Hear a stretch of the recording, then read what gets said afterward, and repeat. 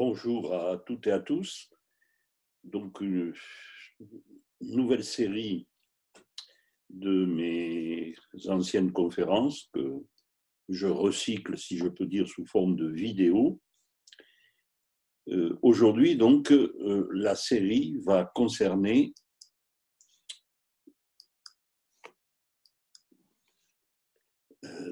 donc, présentation va concerner, je disais bien, sortie de mon vidéoclub personnel, Société et mentalité dans les Pyrénées, avec pour titre principal l'éveil de la société civile dans les Pyrénées, c'est-à-dire des transformations sociales qui se déroulent dans les Pyrénées à la fin du XVIIIe et durant le XIXe siècle. Alors la première partie, pardon, il y a un problème. La première partie, je disais, aura pour raison d'être de rappeler quels sont les caractères originaux de la société pyrénéenne traditionnelle, c'est-à-dire donc la société pyrénéenne telle qu'on nous en parle pour le XVIIe, XVIIIe, XIXe siècle. Alors le premier caractère qui me paraît important, ce sont les particularismes politiques. Donc, sur cette carte, j'ai encadré la zone pyrénéenne. Cette carte représente donc, à l'époque de Louis XIV, mais c'est valable jusqu'à la Révolution, elle représente donc les structures administratives de la France. Il y a deux couleurs, parce qu'il y a deux types de structures. En vert, c'est qui dominent largement, ce sont les pays d'élection. C'est-à-dire, ce sont des pays où le roi est représenté surtout par un intendant. Donc, les impôts, par exemple, sont décidés à Paris et perçus sous la direction de l'intendant. Les structures bleues représentent les pays d'État. C'est-à-dire que dans ces zones, ce n'est pas un intendant, un homme, une espèce de super-préfet, qui est chargé de gérer la région, mais une assemblée formée représentative des trois ordres qui structurent la société à cette époque, c'est-à-dire le clergé, la noblesse et le tiers-état. Or, on voit dans les Pyrénées que la plupart, la plus grande partie de la zone pyrénéenne, occidentale et orientale, est en bleu. Ce qui veut dire donc que dans les Pyrénées, eh bien, ce qui domine, ce sont les assemblées provinciales. C'est-à-dire donc, c'est un avantage parce qu'il y a quand même, ça donne la possibilité de négocier le montant des impôts, les conditions de versement, et puis ces assemblées d'État qui existent donc en Béarn, en Bigorre, en Soule, etc., eh bien, elles sont, comment dirais-je, elles s'occupent, comme un peu plus tard les conseils généraux, de gérer les affaires du pays. Donc, en général, les Français sont très attachés à ces assemblées. Autre particularité pour donc voilà, les assemblées provinciales, pour les Pyrénées, c'est qu'il y a de nombreuses assemblées de vallées. Alors, les assemblées de vallées, il n'y en a pas dans toutes les vallées, mais il y en a par exemple en vallée d'Ossau, alors sous des formes diverses, comme en Pays Toy. Ce sont des représentants des communes de la vallée, des communautés de la vallée, qui élisent donc un certain nombre d'entre eux, qui forment l'Assemblée de la vallée, qui a pour objet de gérer les biens communaux des vallées, c'est-à-dire les pâturages, les forêts, dans la future Ariège, les mines, les stations thermales, par exemple. Donc, dans les Pyrénées, il y a ces deux structures politiques qui ne donnent pas l'indépendance. Bien entendu, les Pyrénées dépendent du Royaume de France, au moins pour notre période, hein, donc depuis au moins le XVIe siècle. Mais elles ne sont pas indépendantes, mais elles ont une relative autonomie politique. Les Pyrénées bénéficient également de particularismes fiscaux. Par exemple, la répartition des impôts directs, qui est considérée comme souvent injuste en France à cette époque, les moins dans les Pyrénées qu'ailleurs, parce que donc ce sont les pays d'État qui gèrent ces impôts. D'autre part, certaines taxes indirectes sont moins dures, moins lourdes qu'ailleurs. Je pense au fameux impôt sur le sel, la gabelle. Une partie des Pyrénées appartiennent à des zones où on paye nettement moins de gabelle. Vous avez sur cette carte la répartition. Vous avez donc en rouge, c'est les pays de petite gabelle, c'est-à-dire où l'impôt sur le sel est très faible. Les pays en vert, c'est les pays de moyenne gabelle. Vous voyez donc que quand même, toute la partie occidentale notamment, sont des pays donc de petite gabelle. Par conséquent, cet impôt sur le sel, vous le savez, était redouté parce que dans les pays d'élevage, comme les Pyrénées, on donnait beaucoup de sel aux animaux. Donc, c'était pas secondaire. Bon, de même, parmi les franchises, le passage, si vous voulez, des marchandises en Espagne par la frontière pyrénéenne, eh bien, ce passage était très aisé, car les marchandises étaient, on peut dire, exemptes de droits de passage. Bon. Et enfin, un autre avantage extrêmement important, c'est que il n'existait pas dans la France monarchique disons, de service militaire obligatoire. C'était donc un système d'armée, on peut dire, de professionnels. De temps à autre, le roi levait des milices, mais il n'y avait pas cette obligation. Donc, dans les Pyrénées notamment, qui étaient jugés comme un pays de frontalier, eh bien, les habitants n'étaient pas appelés à servir même dans la milice, parce qu'on considérait qu'en cas de guerre contre l'Espagne, ils devaient être présents et prêts à défendre le royaume. Et il faudra attendre par conséquent la Révolution, 1798, la loi Jourdan, pour que le service militaire soit obligatoire. Donc, des particularismes politiques, fiscaux, militaires, mais aussi sociaux. Dans les Pyrénées, il y a deux structures qui, comment dirais-je, définissent la société, c'est la communauté villageoise et la maison. Commençons par la communauté villageoise. Schématiquement, je la vois composée de cette manière. À la périphérie, je mettrai ce qu'on peut appeler les parias étrangers, c'est-à-dire donc comment dirais-je, des habitants qui sont habitants temporaires au sein de la communauté, qui sont formés par les bohèmes, les bohémiens, si vous voulez, les tziganes, hein, qui passent donc régulièrement, qui s'arrêtent un temps dans la communauté. Et puis, il y a également les mendiants, les errants qu'on appelle, et il y a aussi les Espagnols.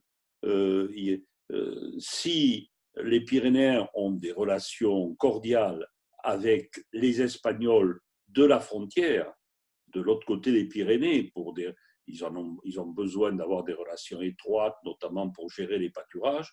En revanche, les Espagnols étrangers, errants, enfin étrangers, ils sont tous étrangers, mais errants, qui viennent de temps en temps, qui s'arrêtent, tout ça, sont vus d'un mauvais œil. Ensuite, outre ces parias étrangers, on peut parler de parias indigènes. Alors, ce sont des habitants, souvent anciens, qui appartiennent à des familles de la communauté, mais qui ne sont pas très bien vus. Alors, vous avez ce qu'on appelle les mauvais sujets, c'est-à-dire des délinquants qui sont là depuis longtemps, qui opèrent des rapines, on le sait, mais comme on les craint, on ne les arrête pas toujours. Bon, il y a également, parmi ces parias indigènes, des, les cagots, les fameux cagots. Alors, il n'y en a pas dans toutes les communautés villageoises pyrénéennes, mais il y en a pas mal en Béarn, en Bigorre, mais surtout en Béarn. Alors, les cagots sont des personnes, des habitants réputés pour être contagieux. On ne sait pas trop de quoi. On dit que c'est la lèpre. Or, la lèpre n'est pas contagieuse. Et on les met à part dans le village. On les oblige à habiter donc à part. Ils construisent souvent des espèces de huttes, de maisons en bois. Ils ne peuvent pas à l'église, ils doivent entrer par une porte particulière. À Saint-Savin, vous avez la porte des cagots.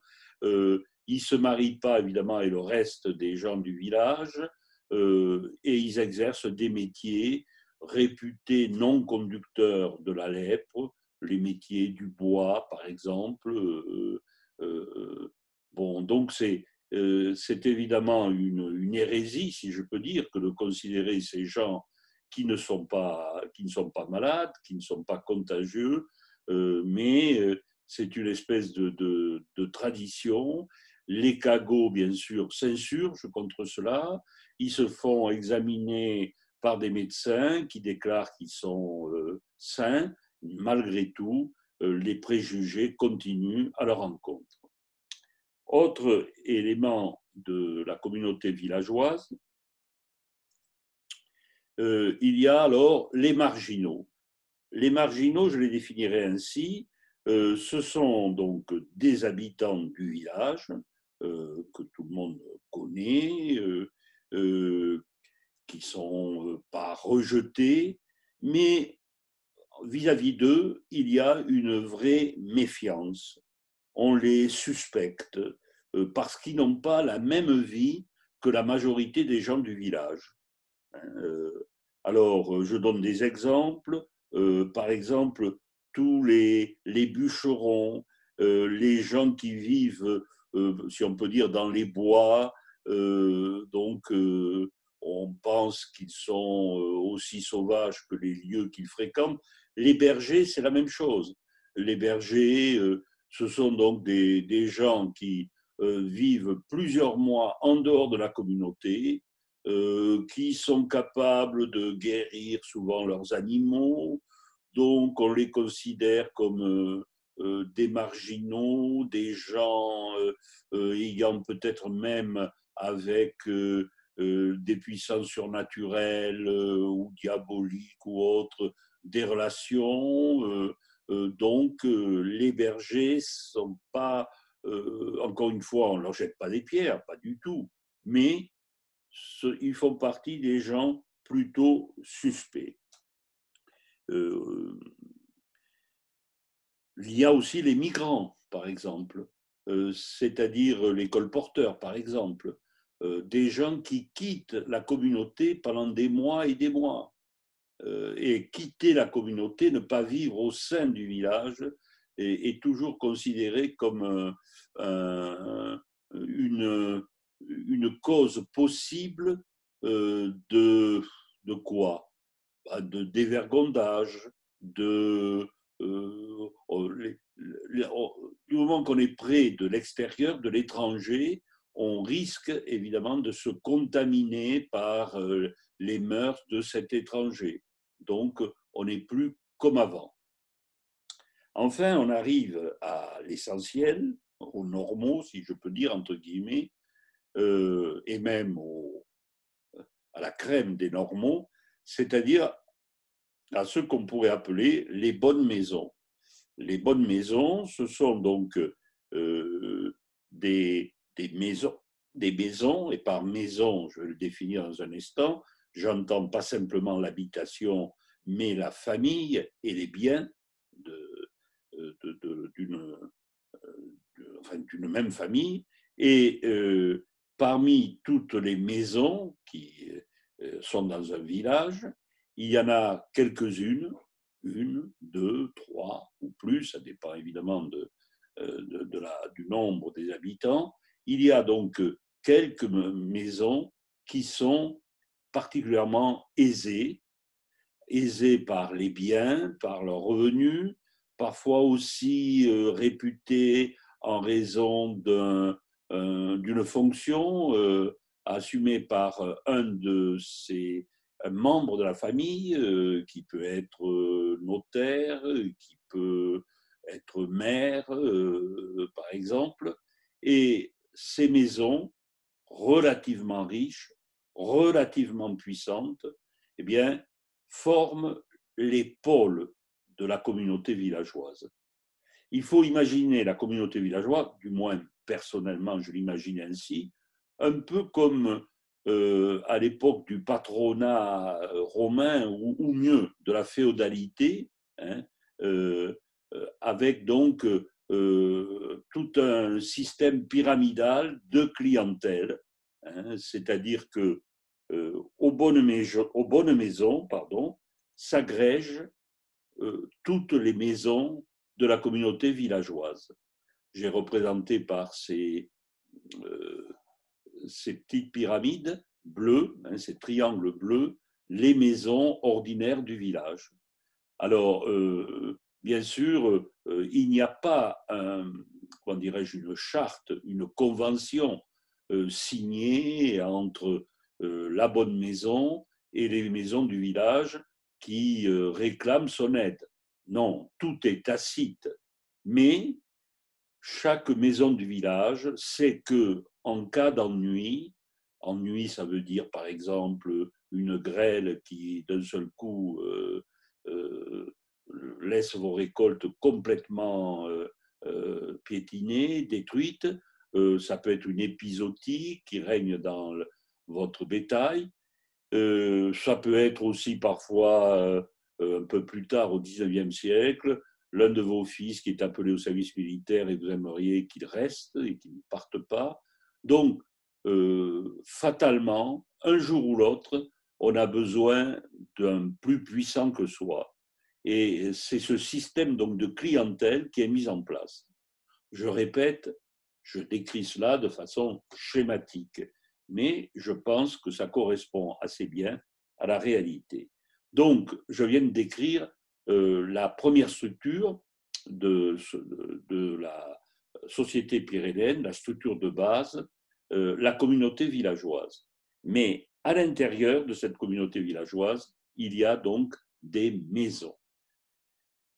Alors, qu'est-ce que j'entends par maison? D'abord des biens. Je commence par les biens avant de parler des personnes. Les biens, ce sont des terres en valeur marchande. Eh bien, c'est un élément principal, je parle des terres, de la richesse de la famille. Par exemple, dans une famille de la fin du 19e de Cotteret, qui a été très, très bien étudiée en détail, eh bien, les terres représentent 62% de la valeur de l'ensemble des biens, meubles et immeubles. Donc les terres, alors j'ai fait plusieurs couleurs parce qu'il y a les champs, il y a les prés, il y a les bois. Ensuite, il y a les habitations. D'abord, l'habitation principale, qui en général est modeste.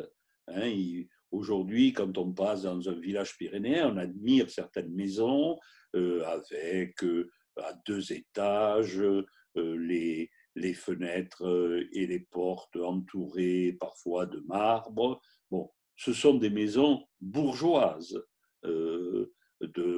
parfois du XVIIIe, souvent du XIXe siècle. Mais ce ne sont pas des maisons paysannes type. Euh, la maison paysanne, elle valait d'ailleurs, l'habitation paysanne, pas tellement cher, chez les Mélougas de Cauterets, que j'ai cité il y a un instant, eh bien, ça correspondait au prix de 7 vaches, la maison d'habitation principale. Donc, ce n'était pas du tout un château, hein, ni une maison de maître, pas du tout. Elle était modeste. Après, je parle d'habitation au pluriel parce que ce qui compte pour une maison, c'est d'avoir aussi des granges en montagne où l'on peut mettre le foin, où on peut mettre les bêtes à certaines périodes de l'année. Et puis, il y a évidemment le cheptel. Mais parmi les biens d'une maison, il y a, si vous voulez, un ensemble qu'il ne faudrait surtout pas oublier sous l'Ancien Régime jusqu'à la Révolution, ce sont les droits collectifs, c'est-à-dire des droits d'usage, par exemple le glanage, vous savez donc la récolte faite, tout le monde avait le droit de passer sur les champs pour glaner, pour ramasser ce qui restait de la récolte. Bon, droit de glanage. Il y avait bien sûr le droit de package sur les terres débarrassées de leur récolte. On pouvait envoyer les troupeaux. Et package sur les biens communaux. Et puis, il y avait aussi les bois et forêts que l'on pouvait utiliser, soit pour envoyer les bêtes, pardon, soit pour envoyer les troupeaux à certaines époques. Donc, ces droits collectifs comptaient beaucoup sous l'Ancien Régime.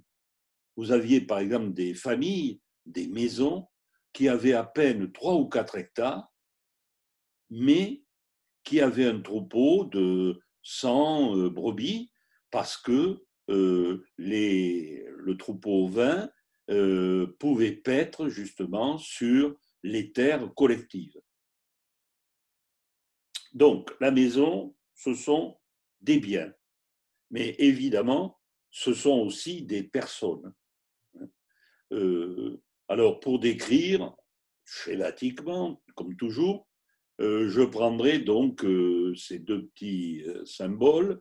Donc, en rouge, un homme, en bleu, une femme. Donc, au départ, il y a un couple qui se constitue, et ce couple a des enfants, garçons et filles. Bon, très souvent, au bout d'une génération, donc, dans la maison, on trouve le couple qu'on va appeler des anciens, avec parfois un frère ou une sœur du grand-père ou de la grand-mère, je parle là au niveau des enfants, hein, qui ne s'est pas marié, qui est resté à la maison. Là, j'ai mis un garçon, un grand tonton, comme on dit pour les enfants. Ensuite, le couple ancien a donc un fils, a plusieurs enfants, excusez-moi, 1, 2, 3, 4. L'aîné, la plupart du temps, je vais y revenir, donc se marie et a à son tour plusieurs enfants, donc ici 6 par exemple. Et dans la maison peuvent rester aussi des enfants du couple ancien qui ne se marient pas. Là, par exemple, à l'instant, hein, il y a 2 hommes célibataires et une femme. Parce que la grande règle, si vous voulez, d'une maison pyrénéenne, il faut jamais qu'il y ait plus de 2 couples dans une maison. C'est la règle majeure. Le couple des anciens et le couple de l'héritier. Bon. Peuvent rester aux côtés de ces couples des personnes célibataires et bien sûr les jeunes enfants, mais pas davantage. Alors, la maison, ce sont donc des personnes.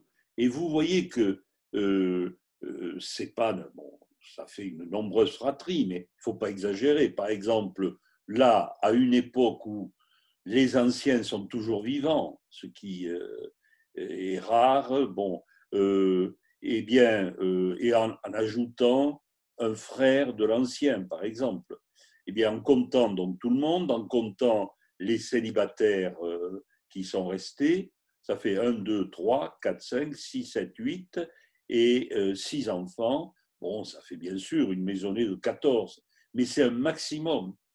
En général, c'est autour de 8 à 10 personnes.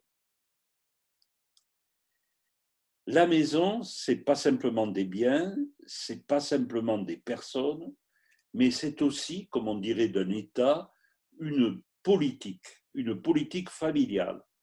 Car le but vraiment de tous les membres de la maison, c'est de la maintenir à travers les siècles, de la protéger, de faire en sorte qu'elle puisse s'agrandir peut-être, mais jamais s'amoindrir.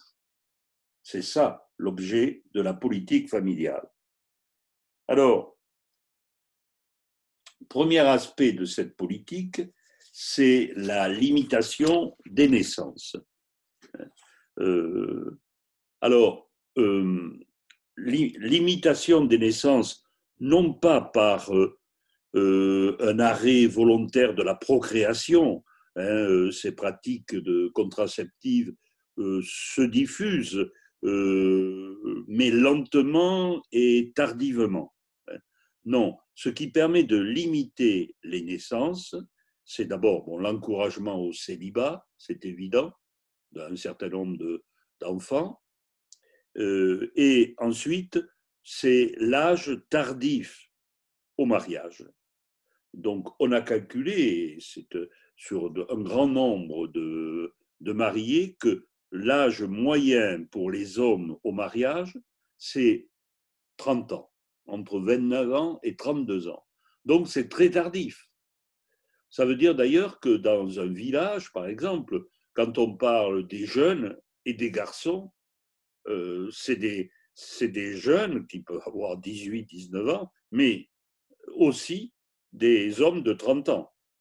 Donc, âge tardif au mariage pour les hommes, 29-32 ans, pour les filles, 25 ans, l'âge moyen. Donc, ça permet de limiter là aussi le nombre d'enfants. Après, il peut y avoir d'autres pratiques, comme par exemple les larges espacements des naissances peuvent être dus à un allaitement prolongé. Mais il n'y a pas accord parmi les spécialistes sur les effets de cette pratique.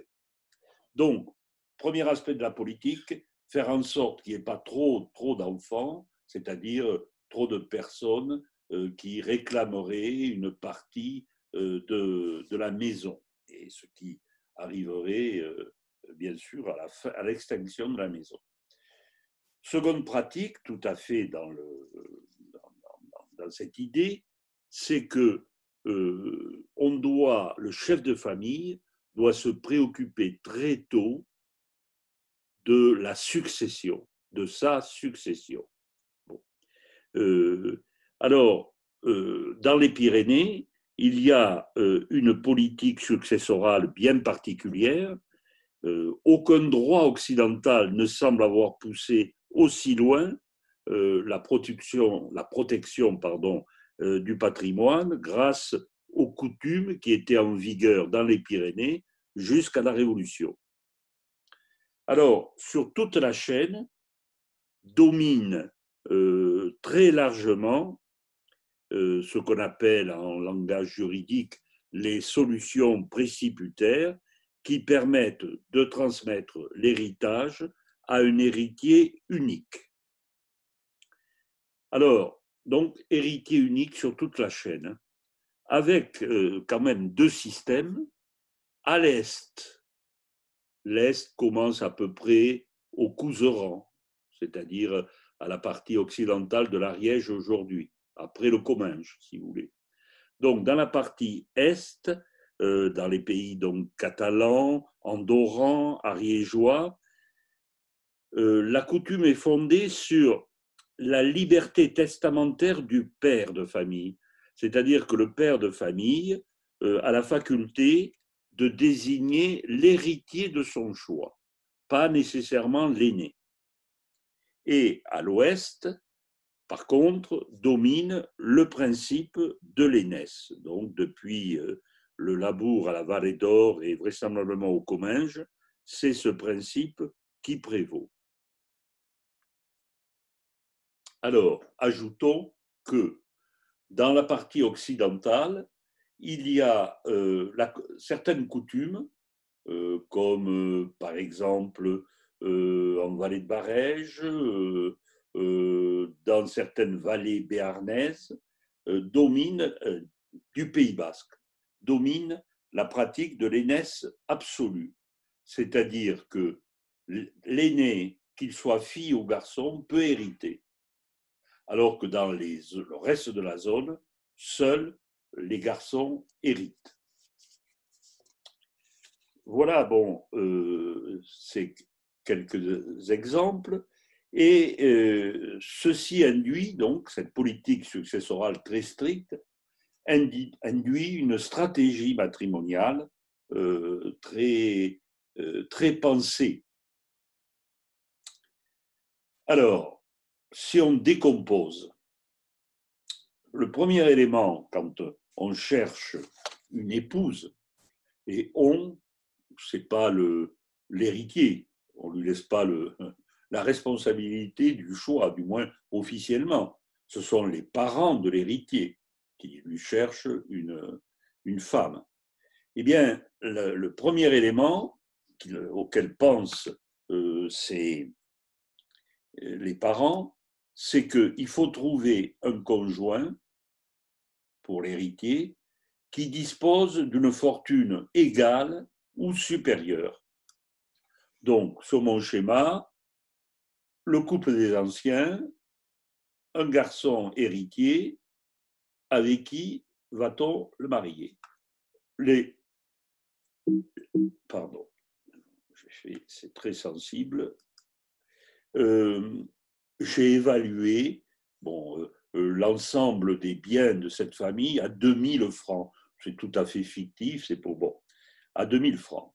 Alors, ça veut dire que, comme l'héritier a 3 frères ou sœurs, il faudra donc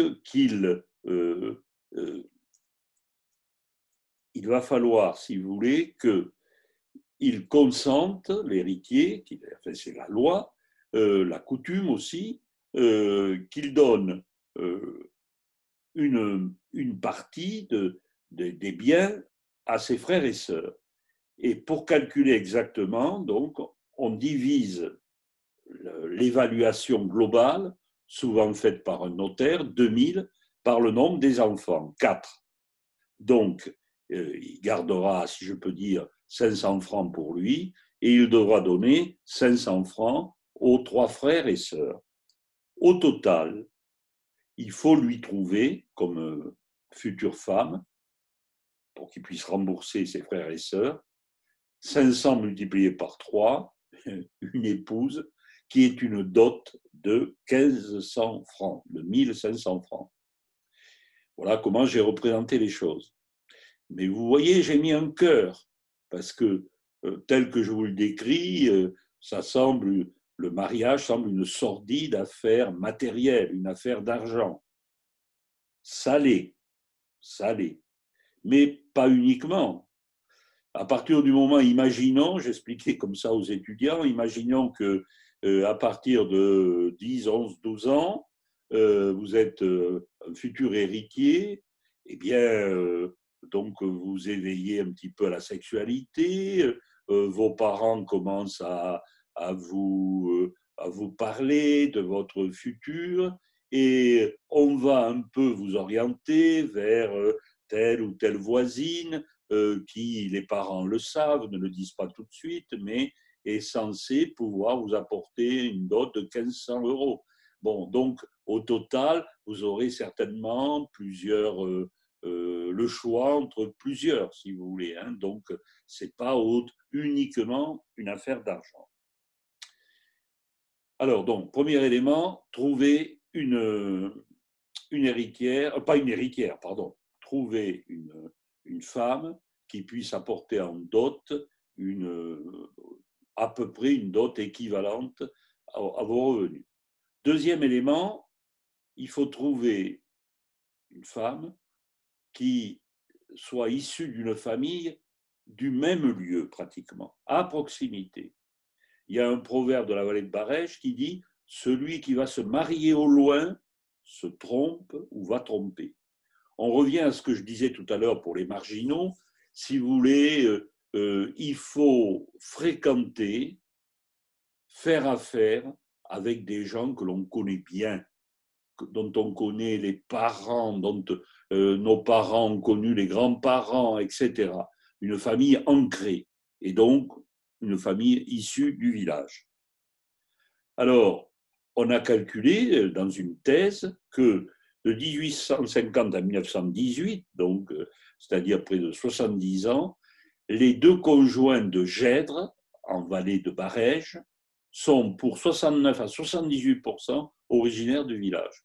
Donc cette pratique, hein, cette endogamie, comme on dit savamment, est très respectée. Troisième élément pour le choix d'une femme, il ne faut jamais unir un héritier avec une héritière. Parce qu'à ce moment-là, si vous voulez, l'une des deux maisons tomberait en quenouille, disparaîtrait en quelque sorte, puisqu'il y aurait fusion. Et ça, c'est mal vu. Donc, il faut qu'un héritier se marie avec une cadette ou qu'une héritière se marie avec un cadet. C'est la règle, le principe. Alors, pour aller plus loin, un peu, je vais prendre un exemple. L'exemple que j'ai trouvé difficilement, mais c'est l'histoire d'une jeune fille des Hautes-Pyrénées. Elle habitait avec ses parents Bégol, pas très loin de Tournaille. Et l'histoire qui s'est passée comme je vais la décrire, hein, ce n'est pas une histoire que j'ai inventée, se déroule en 1857, à peu près, à quelques mois près, donc c'est la période des apparitions de Lourdes. Ça n'a aucun rapport, mais c'est pour vous situer. Alors, Francine, à Bégol, elle est fille unique, Francine, d'une maison, d'une famille, une maison assez aisée. Le père est maire de la commune. Bon. Donc, c'est un beau parti. On dit parfois en Bigorre un beau portail, parce qu'une famille riche s'ingénie à faire un beau portail pour entrer dans la cour principale. Portail, souvent avec des piliers en marbre, par exemple. Donc, Francine est un beau portail, si vous me suivez. Alors, pour lui trouver un mari, pour le moment, je tiens au on va contacter combien 1, 2, 3, 4, 5, 6, 7, 8 hommes, où certains vont d'ailleurs s'offrir directement. Donc, Francine aura 8 candidats. Ils ne sont pas très éloignés de Bégol, puisque vous le voyez sur le schéma que j'ai fait, ils entrent dans un cercle de 20 km. Bon. Alors, venons-en au on. Qui s'occupe de trouver un mari à Francine? Eh bien, officiellement, c'est le chef de famille, son père. C'est lui. En réalité, j'ai bien vu, en étudiant de très près le procès criminel, donc qui me révèle toute cette stratégie familiale, en réalité, la mère de Francine est très active. Le mariage de sa fille, c'est pas rien. Donc, comment dirais-je, elle en parle depuis sans doute que Francine est et non pas simplement est en âge de se marier, mais bien avant. Hein. Donc, elle en parle, elle y pense, bon, et elle va conduire pas mal d'opérations. Francine, officiellement, elle n'a pas à s'en occuper, elle. Mais ce serait une petite dévergondée. Ça, le choix de son conjoint ne lui appartient pas. Ça, ce sont les principes. En réalité, Francine, évidemment, est intéressée. Elle avoue, par exemple, que à la messe, il lui est arrivé de tourner légèrement la tête pour regarder à plusieurs reprises un jeune homme qui lui plaît, qui va se retrouver parmi les 8. Mais, aussitôt, elle dit, mais de toute façon, je ferai ce que papa voudra. Bon, ce n'est pas à moi de décider. Néanmoins, je répète, elle joue son rôle. Et puis, il y a les marieurs ou marieuses. Les marieurs, ce sont des gens dont le métier est de permettre les rencontres. Donc, une première fois, les parents de celle qui veut se marier rencontrent un marieur et lui expose pour la situation, la fortune, le genre d'homme qu'on recherche pour la fille. Et le marieur, donc, comme une agence matrimoniale, si vous voulez, dit ben, je peux vous présenter un tel ou un tel. Très souvent, d'ailleurs, la rencontre se fait soi-disant d'une manière fortuite, un jour de foire, un jour de marché, au café. Les parents peuvent voir un petit peu de quoi a l'air. Et puis, un jour, beaucoup plus tard, si les parents sont d'accord, il pourrait y avoir une rencontre avec la future. Il y a également, je les ai mis tout à fait à droite, une autre catégorie de personnes qui suit l'affaire de près, ce sont les jeunes. Parce que dans la communauté villageoise, les jeunes, et j'ai défini tout à l'heure l'âge, hein, ça va jusqu'à 30 ans, jusqu'à ce qu'on est jeune, jusqu'à ce qu'on se marie, les jeunes de Bégol sont très intéressés par, évidemment, les mariages. Hein, et ils veillent le plus possible à ce que les filles, surtout si elles appartiennent à de bonnes maisons, ne leur échappent pas au profit d'un étranger d'un village voisin. Vous allez me dire, mais ils n'ont pas droit au chapitre, comment ils font? Ben, officiellement, bien sûr, ils n'ont pas droit au chapitre, mais ils ont des tas de moyens pour faire connaître leur opposition. Par exemple, dans ce cas-là, vous verrez, il y a quand celui qui a été choisi comme prétendant vient voir sa promise le soir pour la veiller, eh bien, on peut l'attendre, les jeunes peuvent l'attendre, peuvent lui mettre des ronces en travers du chemin, peuvent l'obliger à verser une obole, peuvent faire charivari, si vous voulez. Donc, les jeunes s'y intéressent. Alors, finalement, donc, je ne sais pas pourquoi j'en avais compté 8, il y en a 9. 9 prétendants, dont un certain Denis, qui habite à Bégol, mais il est héritier, lui. Donc, ce n'est pas vraiment l'idéal. Il y a un certain Adolphe qui habite pas trop loin, à Gossan, qui est cadet. Jacques, qui est cadet aussi, qui est américain. Alors, on appelle un Américain, et il y en a pas mal dans cette région de la Bigorre, surtout à cette époque, ce sont évidemment des hommes qui sont partis jeunes avec leurs parents en Amérique du Sud, la plupart du temps, en Argentine, en Uruguay, et qui sont revenus souvent après avoir fait une petite fortune. On les appelle les Américains, ils ne sont pas nécessairement bien vus. Par exemple, Francine dira « Jamais je n'épouserai un Américain ». Pourquoi? Parce que ces gens sont partis au loin, ont quitté le village, sont partis au loin, et on pense qu'ils sont revenus, ils ne sont pas les mêmes, ils sont revenus, ils sont de véritables étrangers, avec des mœurs différentes, etc. Donc, bon, si on apprécie leur fortune, on se méfie d'eux. Et puis, parmi les 9, il y a un autre prétendant sérieux qui est un autre Américain, un certain François. Bon, les choses donc sont ainsi. Je ne cite pas les autres prétendants, ça serait trop long. Et finalement, c'est Adolphe, le cadet, qui est choisi par les parents. Et donc, Adolphe est autorisé à venir de temps en temps veiller pour voir sa promise. Bien entendu, on ne les laisse pas tout seuls. Il y a toute la famille qui est là, qui ne les quitte pas, qui ne les quitte pas. Bon. Et un soir, que Adolphe se rend chez sa promise, alors que les bans vont être publiés, eh bien, Adolphe reçoit un coup de revolver qui le blesse grièvement. Alors, je dirais ironiquement, une ironie déplacée, heureusement qu'il a été blessé, parce que ça a donné lieu, bien entendu, à une enquête, une procédure, et si aujourd'hui je vous parle de Francine, c'est grâce à l'enquête des gendarmes.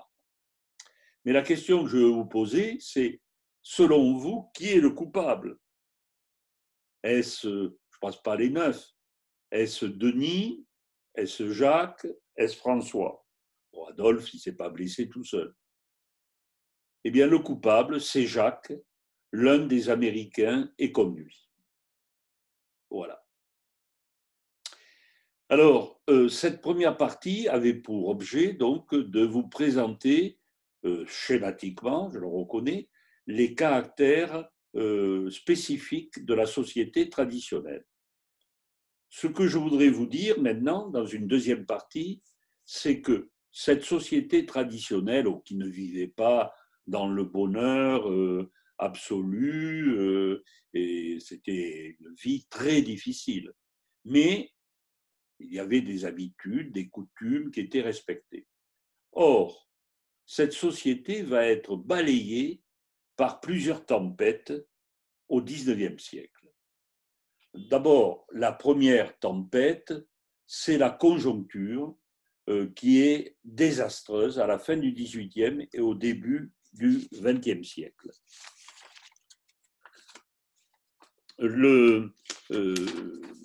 Il y a toute une série, si vous voulez, de malheurs qui s'abattent sur la région. Par exemple, le surpeuplement, la population, la croissance de la population s'accélère beaucoup dans notre région, comme en France d'ailleurs, à la fin, dans la seconde moitié du XVIIIe et la première moitié du XIXe siècle. Pourquoi?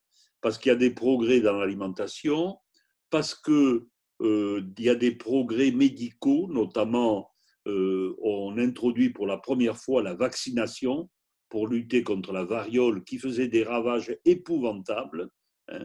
Donc, ceci permet de faire baisser très sensiblement la mortalité, notamment la mortalité infantile.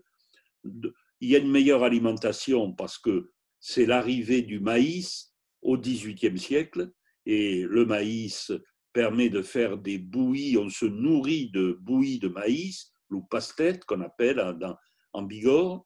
Il y a la pomme de terre qu'on donne d'abord aux cochons, qui arrive également comme le maïs d'Amérique, et la pomme de terre s'introduit dans notre région à la fin du XVIIIe siècle, pendant la Révolution, et surtout pendant la première moitié du XIXe.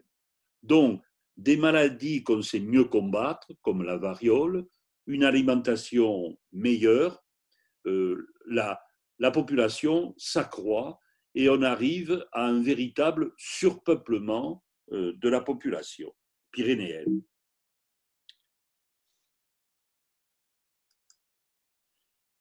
Parmi, donc j'appelle ça un malheur, c'est un malheur relatif. Le malheur, c'est pas bien sûr que les gens vivent mieux plus longtemps, mais c'est qu'on n'ait pas de quoi leur permettre suffisamment de subsister. Autre malheur, eh bien, il y a dans la partie du Piémont pyrénéen des orages de grêle déjà régulièrement qui sont désastreux. Et n'oubliez pas, nous sommes à une époque où il n'y a pas d'assurance. Hein, donc, si votre récolte est détruite par la grêle, eh bien, ça n'est presque fini de votre maison, de votre propriété.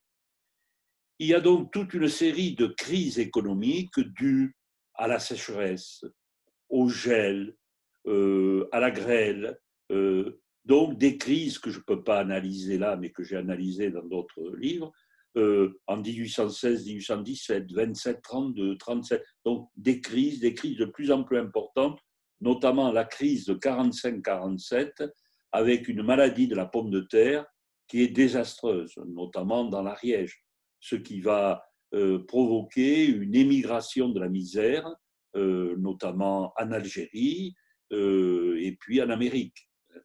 Donc c'est une période où l'on vit très difficilement. J'ai trouvé par exemple qu'en 1816-1817, il y avait des habitants des Pyrénées qui se nourrissaient d'herbes à certains moments, tellement la soudure était difficile, tellement les aliments essentiels manquaient. Et là-dessus arrive une épidémie alors que l'on ne sait pas combattre et qui est un désastre, c'est le choléra. En 1854-1855, le choléra qui va ravager les Pyrénées.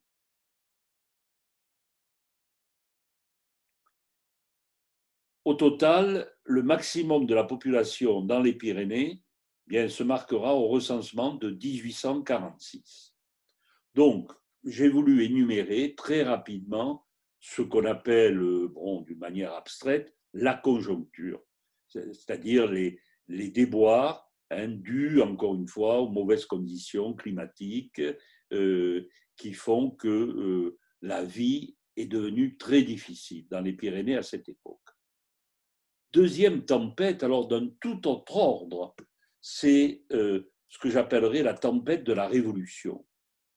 Alors, la Révolution, aujourd'hui, confortablement installée devant nos téléviseurs, nous applaudissons, nous en sommes fiers, la liberté, l'égalité, la fraternité. Bon, je ne dis pas que nous avons tort, évidemment, mais nous avons tort sur un point, c'est que nous ne voyons pas les conséquences nombreuses et très négatives qu'a pu avoir la Révolution sur la société française et notamment la société pyrénéenne.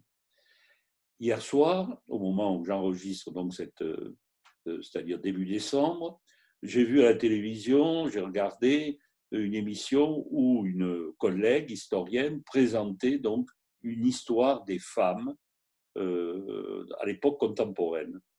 Et elle faisait remarquer que la Révolution avait été un désastre pour la condition féminine. Ça m'a fait plaisir d'un côté, parce que, bon, vous comprenez dans quel sens je le dis, pas pour la condition féminine, évidemment, mais parce que ça corrobore ce que j'étais en train de commencer à vous dire, c'est-à-dire que si la Révolution a permis de faire passer de très grands principes sur lesquels nous nous appuyons encore, elle a détruit avec une violence, une radicalité extrême, une société qui, tant bien que mal, s'était organisée depuis des siècles et en vivait. Alors,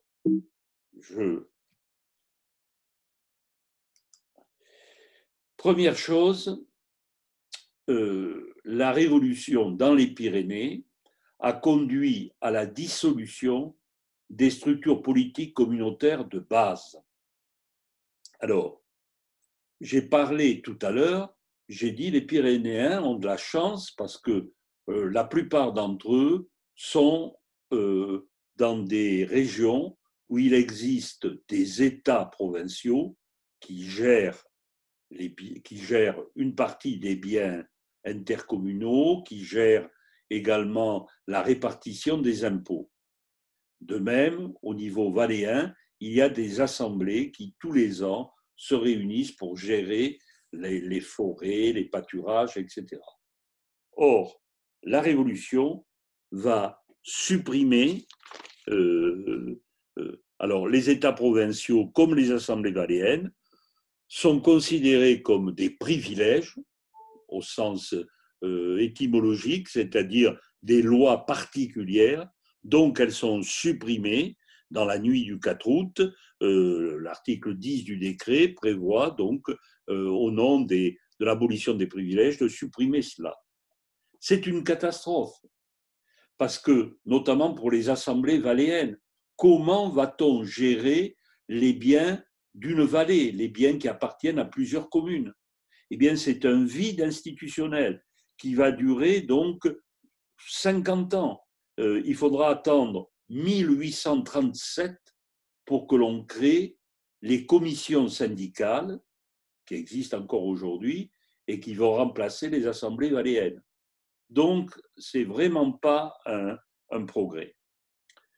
Deuxième effet de la Révolution, au nom de l'égalité, va décider que désormais, il n'y a plus de coutumes particulières gérant la vie des gens, gérant les successions, par exemple.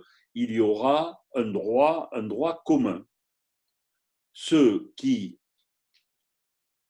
abolit les coutumes successorales inégalitaires, c'est-à-dire jusque-là, je vous ai expliqué que dans les Pyrénées, donc, il y avait un héritier unique qui était désigné par le chef de famille. Ça permettait comme ça la propriété de se transmettre sans être divisée. Bien, désormais, c'est fini. En 1793, une première loi déclare que les héritages, qu'il y aura un partage égal entre tous les enfants. Et le Code civil en 1804 reprendra cette égalité en corrigeant un petit peu, puisque le Code civil prévoit donc que l'on peut avantager une quotité entre la moitié et le quart peuvent être attribués à l'un des enfants. Mais en gros, c'est quand même le partage entre tous les enfants. C'est une catastrophe quand on sait que la propriété pyrénéenne, en moyenne, est de 5-6 hectares, pas plus en montagne. Alors, 5-6 hectares avec 5 enfants, s'il faut partager en parts égales, c'est fini en une génération. De même, très important, l'abolition des particularismes fiscaux. Jusque-là, tout ce dont je vous ai parlé, hein, c'est-à-dire les avantages comme par exemple pas de droit de douane, pour la gabelle, certains pays rédimés, donc qui payent moins d'impôts sur le sel. Tout ça est terminé, tout le monde doit payer les mêmes impôts. Et enfin, la Révolution crée la loi Jourdan de 1798 qui oblige tous les Français mâles de plus de 18 ans à faire le service militaire. Bon, faire le service militaire, ça veut dire partir pour 2 ans, 3 ans, 7 ans, au cours du XIXe siècle, par moment, le service sera à 7 ans. Donc, ce sont des bras très vigoureux d'un jeune que la famille perd, et puis c'est souvent, surtout pendant la période napoléonienne, un jeune qui s'en va et qui ne reviendra jamais plus, puisqu'il va mourir au combat. Donc le service militaire est considéré comme une catastrophe. Enfin, troisième effet négatif de la Révolution française, c'est que ça va être la remise en question des biens et des droits collectifs.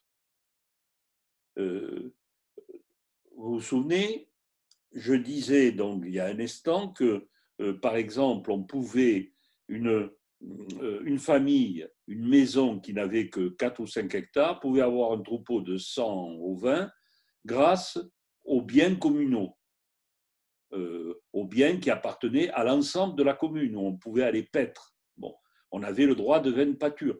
Tout ça disparaît, c'est terminé. La veine pâture, le glanage, l'affouage, les biens communaux. Il y a un décret de la Convention qui prévoit que tous les biens communaux pourront être partagés si un tiers des habitants le réclament. Et c'est une catastrophe, parce que bien sûr, les riches vont le réclamer. Mais pour les pauvres, les biens communaux, c'était essentiel. Donc voilà toute une série de lois qui s'ajoutent à la conjoncture et cerise sur le gâteau, on crée un peu plus tard que la Révolution, en 1827, un nouveau code forestier. Pour protéger la forêt, eh bien, on la ferme, si vous voulez, aux paysans, aux habitants. Désormais, le package des animaux, les droits d'usage en forêt sont interdits. Or,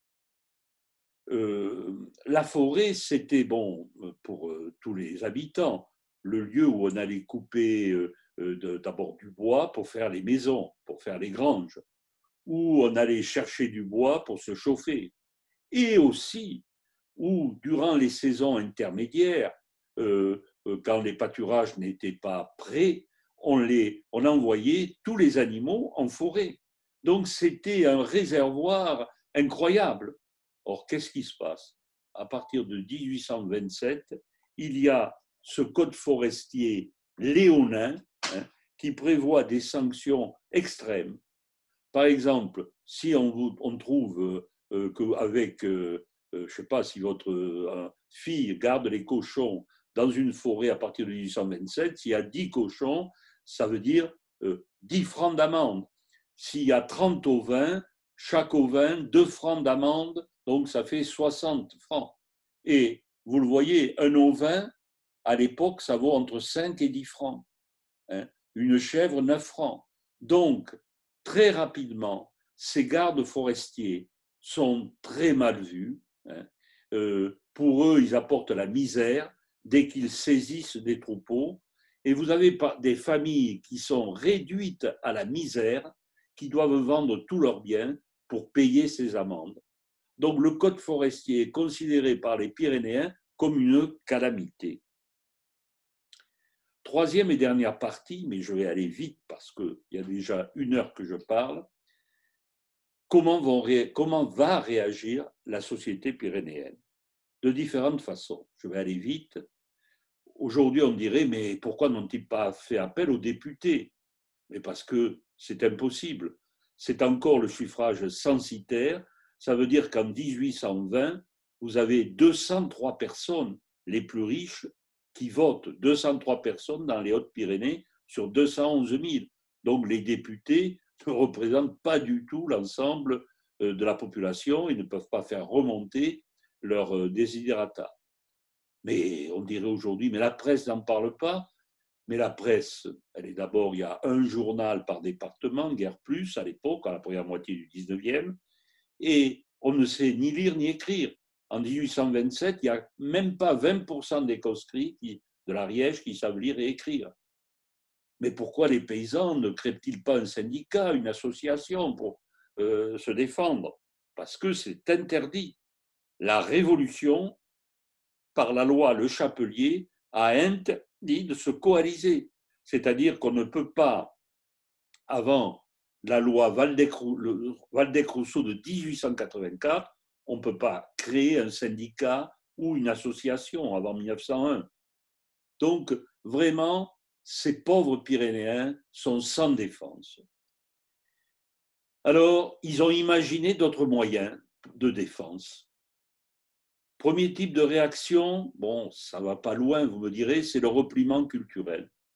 On remarque que c'est à cette époque que, instinctivement, les paysans pyrénéens, eh bien, pour essayer d'affirmer leur identité qui est très menacée, se dotent de costumes particuliers qui font la joie des folkloristes aujourd'hui pour les fêtes, les capulets de couleurs différentes, les sabots, tout ça. C'est récent.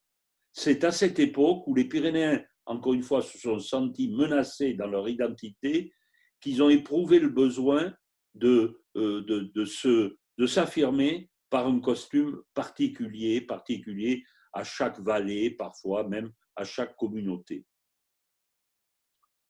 Deuxième type de réaction que l'on note, eh bien, les préfets se plaignent du manque de collaboration des Pyrénéens.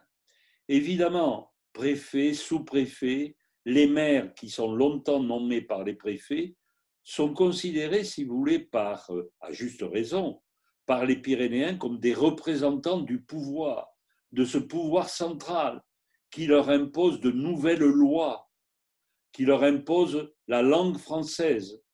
Et donc, les Pyrénéens n'ont aucune envie de collaborer avec eux. J'avais des tas d'exemples à donner, je ne veux pas m'étendre. Troisième type de réaction, bon, on crée donc désormais le Code civil en 1804 qui ne permet plus d'avantager un enfant parmi les autres, ou en tout cas de l'avantager très peu. Bon, c'est une catastrophe. Alors que fait-on? Eh bien, on va contourner le Code civil. On peut contourner le Code civil de différentes manières. J'en ai parlé avec un notaire qui a été longtemps en Vallée de Barège. Et donc, on peut, si vous voulez, sous-estimer, le notaire peut sous-estimer la propriété. On peut considérer que des dessous de main, de table, peuvent être donnés par l'héritier à ses frères et sœurs. Les frères et sœurs peuvent, si vous voulez, c'est l'inverse d'ailleurs, je dis une bêtise, les frères et sœurs acceptent officiellement de recevoir leur part, mais en dessous, redonnent cet argent à l'héritier pour qu'il puisse faire vivre la maison. Bon. Donc, il y a des tas de moyens qui sont utilisés de sorte qu'on n'a pas assisté à un émiettement de la propriété pyrénéenne durant tout le XIXe siècle. C'est donc qu'on n'a pas appliqué la loi, qu'on l'a tournée avec la complicité des familles. La fiscalité, bien, la fiscalité avait beaucoup changé. Eh bien, on va là aussi l'esquiver, la tourner. Il y aura, par exemple, désormais, il y a une vraie frontière qui sépare la France de l'Espagne, avec des droits à payer, avec des douaniers qui, bien sûr, vous arrêtent et vous mettent des amendes très élevées. Eh bien, les Pyrénéens deviennent des contrebandiers remarquables et remarqués. Être contrebandier, ce n'est pas du tout considéré par la société pyrénéenne comme du brigandage, pas du tout. On fait la contrebande par famille entière. Alors, surtout aux deux extrémités de la chaîne, où c'est facile de passer de France en Espagne, par exemple, mais même dans nos régions, par le Rio Maju, par exemple, il y a une contrebande qui se fait et qui est importante. Autre type de réaction, alors là, on monte d'un cran, c'est l'opposition ouverte. Par exemple, par rapport à la loi sur le service militaire obligatoire, eh bien, comme on considère que c'est une calamité, ce service militaire obligatoire, qui prive la famille de bras jeunes et vigoureux, eh bien, on fait tout pour esquiver ce service militaire. J'ai calculé, par exemple, que pendant la période napoléonienne, le début, dans les Hautes-Pyrénées, sur 100 conscrits, sur 100 jeunes appelés à faire leur service militaire, il y en a 98 qui désertent. Vous avez bien entendu, 98 sur 100. Alors, évidemment, Napoléon est fou, furieux, c'est le préfet qui est accusé, donc le préfet envoie l'armée, etc. Ça s'améliore un petit peu. Néanmoins, vous voyez cette statistique. Entre 1841 et 1868, donc on n'est plus dans la période napoléonienne, on est en plein 19e siècle. Parmi tous les insoumis français, il y en a plus du tiers qui sont originaires des 4 départements pyrénéens. Pourquoi? Bien parce que donc, il y a une opposition très tenace et parce que c'est relativement facile pour des Pyrénéens d'aller se cacher en Espagne, si vous voulez, et de revenir après. Bon, mais beaucoup d'insoumis ne reviennent pas et beaucoup s'en vont en Amérique. C'est une des raisons de l'émigration très forte des pays pyrénéens à cette époque. J'ai parlé du nouveau code forestier de 1827. J'ai dit aussi que c'est une catastrophe pour les plus modestes des Pyrénéens. Ils ne peuvent plus utiliser la forêt. Bon, ils ne peuvent plus, mais ils vont faire en sorte quand même d'essayer de l'utiliser. Donc, ils vont envoyer des troupeaux. Par exemple, là aussi, une statistique qui est nette, en 1852. Pourquoi 1852? Parce que j'avais des statistiques pour cette année. Eh bien, la très, très, très grande majorité des affaires qui sont jugées au tribunal correctionnel concernent des délits forestiers. Ça veut dire que la délinquance forestière est partout. On préfère risquer des amendes très fortes, mais au moins nourrir son troupeau. Sinon, c'est la misère immédiate. Et cette société pyrénéenne, moi j'ai dit, c'est le thème principal de ma thèse d'État, qu'elle se trouvait, par rapport à cette législation très dure, en état de dissidence. Alors, cette dissidence, elle a pris des formes diverses que je viens de citer, par exemple l'insoumission, mais elle a pu aussi prendre des formes beaucoup plus dures, beaucoup plus radicales, comme par exemple la révolte. Il y a des émeutes sur les marchés, à Foix, à Tarbes. À Tarbes, par exemple, une émeute que je vais décrire brièvement. Alors, je cherche l'année, il ne faut pas me tromper. 1859, un an après les événements de Lourdes. Cette émeute sur le marché de Tarbes fait 7 morts et de nombreux blessés. Alors, ces émeutes, qu'est-ce qui se passe? Bien souvent, ce sont les droits de place qui sont augmentés, c'est-à-dire que les habitants des villes veulent tirer un maximum de ressources des marchés et des foires. Donc, ils décident brusquement d'augmenter les droits. Donc, à l'entrée de la ville, il y a des barrières. Donc, les gens des campagnes viennent pour apporter leurs marchandises, et là, on les arrête, on les fait payer. Et en 1859, les paysans donc, des environs viennent très nombreux au marché de Tarbes, et ce jour-là, ils apprennent que les droits ont augmenté. Et ils refusent de les payer, ils passent les barrières, et à ce moment-là, la gendarmerie se trouvait le long de la place Marcadieu, donc on fait monter les gendarmes tout à fait au Galetas, en hauteur, on les fait armer, on leur donne qu'ils tirent sur la foule, et ça fait 7 morts. Bon. À Foix, en 1840, dans le même contexte, il y a eu 12 morts. Donc ces émeutes, ce n'est pas rien. Il y a aussi des néo-jacqueries. Je voulais vous parler, mais c'est trop long, je ne peux pas le faire. Par exemple, d'une jacquerie qui éclate en vallée de Castelhoubon. La vallée de Castelhoubon, vous le voyez, c'est à l'arrière de Lourdes. Quand vous quittez Lourdes pour Argelès-Gazos, hein, vous laissez sur votre gauche la vallée de Castelhoubon. Bon, c'est une vallée, donc 3000 habitants. Sous l'Ancien Régime, c'était la famille des Rohan qui était seigneur. Bon. Ensuite, pendant la Révolution, les Rohan vendent leurs biens à des bourgeois. Hein, les bourgeois, c'est Pesselier et sa famille. Et ces bourgeois veulent rentabiliser à fond les biens qu'ils ont dans la vallée du Castelhoubon. Les biens sont surtout des forêts et ils veulent fermer les forêts aux 14 communes de la vallée du Castelhoubon. Et les 14 communes ne veulent pas, hein, font des procès. Il y a une véritable guérilla pendant donc 6 ans. On envoie des gendarmes, on envoie le sous-préfet, on envoie des militaires.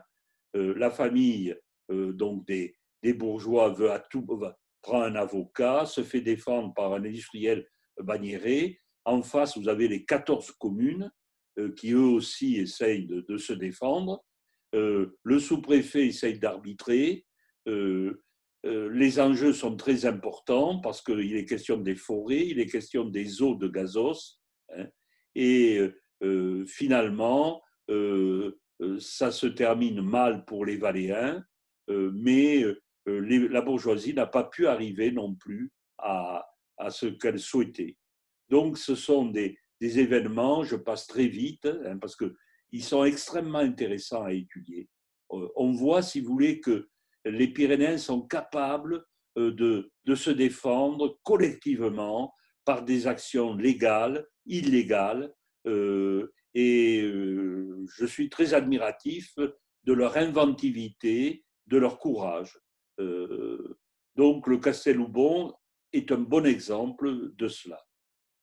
Mais il y a une autre région où, dans les Pyrénées, la révolte est beaucoup plus importante et beaucoup plus longue. C'est ce qu'on a appelé la guerre des demoiselles dans l'Ariège. Alors, j'y arrive. Qui a lieu de 1829 à 1830. Alors, l'Ariège, vous avez de grandes forêts, notamment dans la partie du Couserans, et vous avez des mines de fer dans le pays de Foix. Et ça donnait lieu donc à une métallurgie avec le bois, on faisait du charbon de bois, et dans les petits hauts fourneaux, on brûlait le minerai de fer et on faisait du fer. Donc c'est une métallurgie très ancienne. Le code forestier met fin à cette-là, puisqu'il interdit l'accès aux forêts. Alors les Couseranais, car ça se passe surtout en Couserans, sont fous furieux et très malheureux, et ils décident de s'opposer. Tout commence là, pendant la Révolution de 1830, et pour se battre, donc ils sortent tous les ans en nombre, ils se déguisent, pour ne pas être reconnus par les gardes forestiers et les gendarmes, ils se déguisent en femmes, c'est-à-dire ils passent une chemise blanche, ils se passent du noir sur le visage, ils ont des chapeaux, comme armes, c'est des armes, c'est pas des armes, mais enfin là, vous voyez, il y en a un qui a une faux, des faucilles, ce qu'ils veulent surtout, c'est effrayer, ils veulent pas les tuer, d'ailleurs, ils les tuent pas, ils veulent effrayer les gardes forestiers, les gendarmes, pour qu'on leur laisse la forêt, comme qu'on leur laisse l'accès de la forêt comme ils l'avaient jusqu'à présent.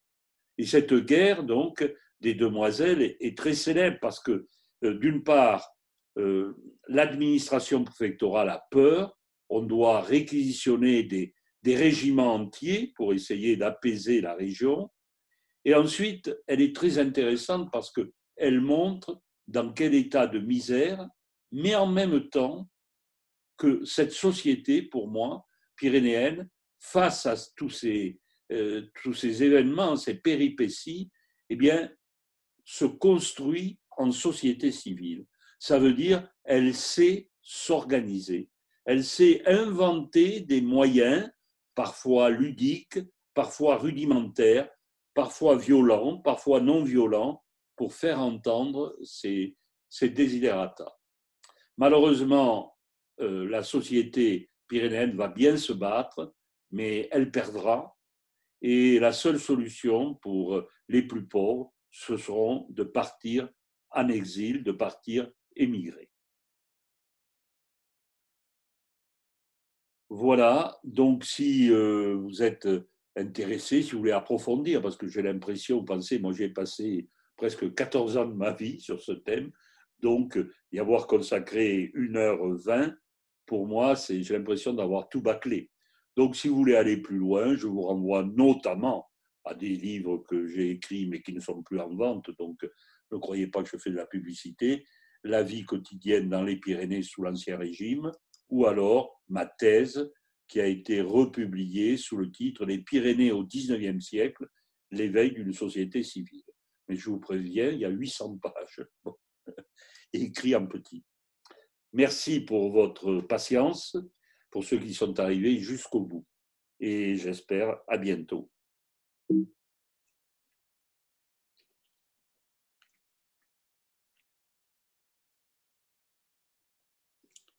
Alors,